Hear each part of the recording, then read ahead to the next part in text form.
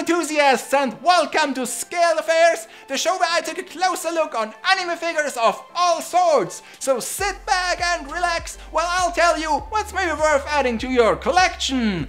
Today's figure is Elina from The Wandering Witch, The Journey of Elina, manufactured by Furyu. This is a rather large and heavy figure, but because of her pose, the box has this unusual landscape format, but is otherwise beautiful design with fancy cutouts, nice prints, as well as some promotional pictures on the back.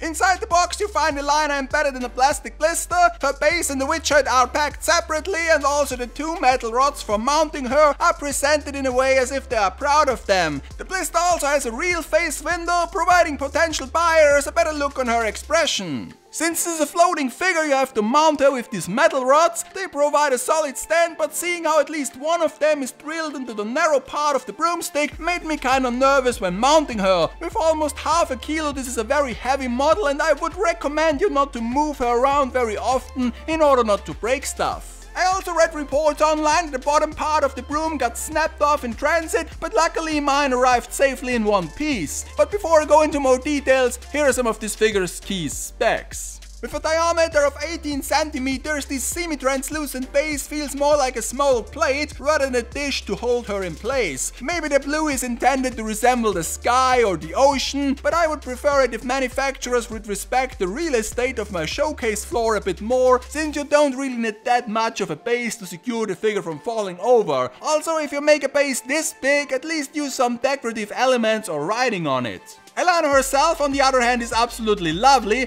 Even for a 1:7 scale with a sitting pose, she feels massive and is ultimately a bit taller than some standing figures surrounding her. They also included a fair number of details, like this large briefcase with some scrolls sticking out, or this shiny brooch on her chest. But what I like the most about this figure is the color scheme of dark purple, lavender and beige in combination with the brown parts of the accessories. Also, all the surfaces are near perfect without major scratches or paint defects. Her skin tone looks really good, especially her legs have this almost realistic finish. Combined with the pointy witch shoes, this part is definitely a highlight of this figure. Another part that looks really nice is her face and the entire head area, but here comes the one major downside of this figure in play. If you look at Elina from only slightly above or even a neutral angle, the large head obscures all those fine details. If you put her on display, I would highly recommend the top shelf, or at least something that is above your eye level. Of course, you can remove the head, and Furyu even provides a tiny plastic ahoge you can place on top of her head if the head is removed, but honestly, displaying the figure without it isn't really a viable option, because if you do so, her right hand will awkwardly reach into the air, and also you exclude a large piece of accessory you paid good money for. Despite the overall high quality and nice details, the least convincing part of this figure has to be the bottom part of the broom. The sculpted bristles look kinda weird and have a really sloppy paint job that stands in staying contrast with the rest of the model. The dynamically shaped top part, on the other hand, is fine, but for something that should resemble a wooden stick, the colors are still a bit off.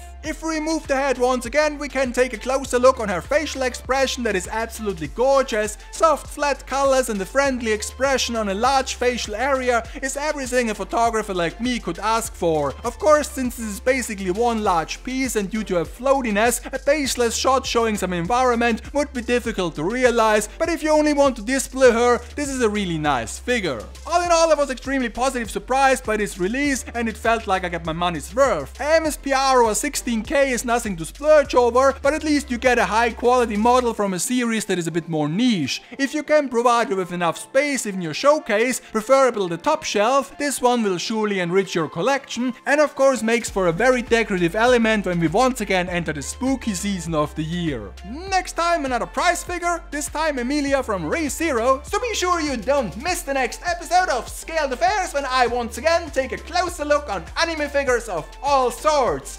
Hopefully I can see you again in the future. Until then, take care and keep collecting.